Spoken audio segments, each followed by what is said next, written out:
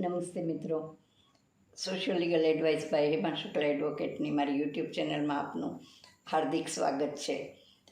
મિત્રો, વાત કરવાની છે અલગ અલગ કોર્ટોમાં ન્યાયાધીશોની ભરતી અને ખાલી રહેલી જગ્યાની.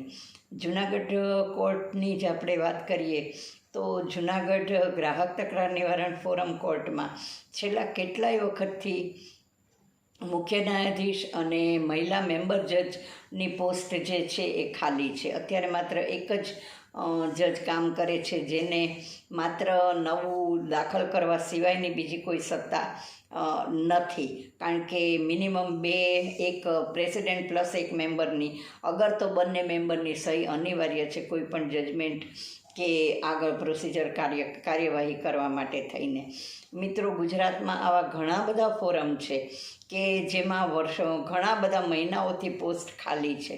મૂકવામાં આવે છે તો નિવૃત્તિને આરે હોય એવા જજને 1-2 મહિના માટે થઈને મૂકવામાં આવે છે, અથવા તો 2-3 જિલ્લાઓ વચ્ચે, ભાવનગર, અમરેલી, જુનાગઢ છે કે એવા 2-3 જિલ્લાઓ વચ્ચે એક પ્રેસિડેન્ટ હોય છે કે જે મહિનામાં 1 કે 2 દિવસ માટે માત્ર આવતા હોય છે. તે પોતાના હોમ પહેલાંમાંથી ઇન્ચાર્જ હોય એવે ઠેકાણે.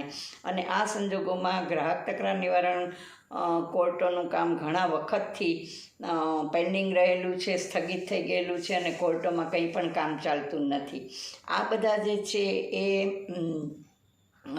સોશિયલ જસ્ટિસ માટેના કાયદાઓ છે અને જેમાં એક્ટમાં જ જોગવાઈ છે કે મિનિમમ આટલા દિવસમાં કે આટલા ટાઈમમાં આ કેસો પૂરા કરી દેવા. હવે જો કાયદાની જોગવાઈ આ હોય અને સરકારની પોતાની ઉણપને હિસાબે જજીસનો જ અભાવ હોય અને કેસ ન ચાલતા હોય તો સામાન્ય રીતે જ્યાં જજો હોય અને એડવોકેટો મુદત માગે છે ત્યાં આ કાયદાનું સ્ટ્રિક્ટલી પાલન કરાવવામાં આવે છે.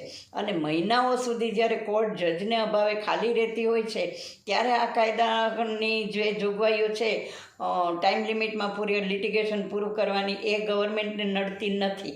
તો આ એક ખૂબ જ અશોભનીય અને દુઃખદ બાબત છે.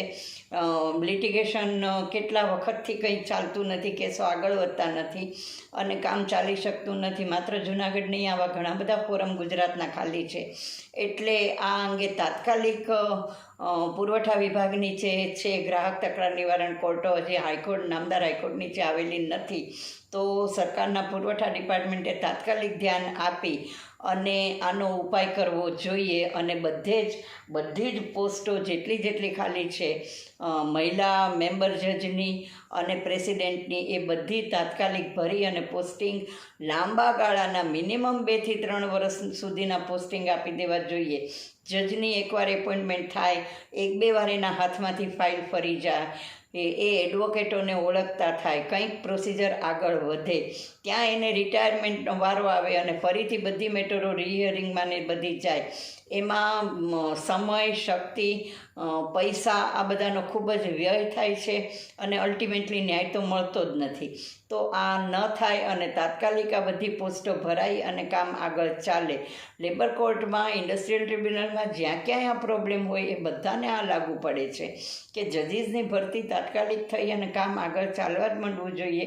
અને કાયદામાં પ્રિસ્ક્રાઇબ નામદાર હાઈકોર્ટનું અત્યારે ટાર્ગેટેડ મેમ્બર મેટર્સનો જે આખો એક પેલો ચાલે છે, તો આમાં તો જો જજ જ ન હોય તો પછી બધી મેટર્સ ટાર્ગેટેડમાં જ આવી જવાની છે અને વર્ષો સુધી એમ જ રહેવાની છે. ઓફકોર્સ ગ્રાહક તકરાર નિવારણ ફોરમ નામદાર હાઈકોર્ટ નીચે નથી, પણ ગવર્મેન્ટનો જે એક પેલો છે એ પ્રમાણે તાત્કાલિક આ ભરતી થાય, બધી પોસ્ટો પૂરાઈ જાય અને વ્યવસ્થિત કામ ચાલે એ ખૂબ જ જરૂરી છે.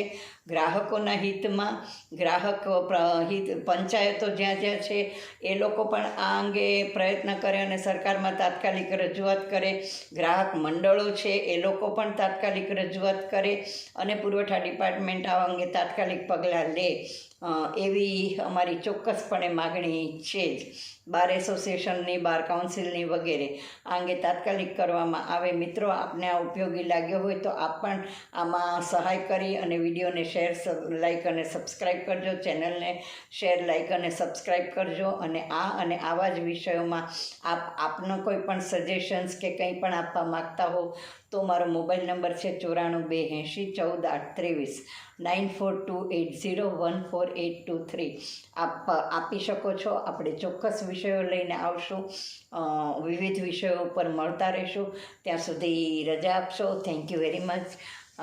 જય હાટકેશ. Good night. મળતા રહીશું આવા જ વિડીયોમાં.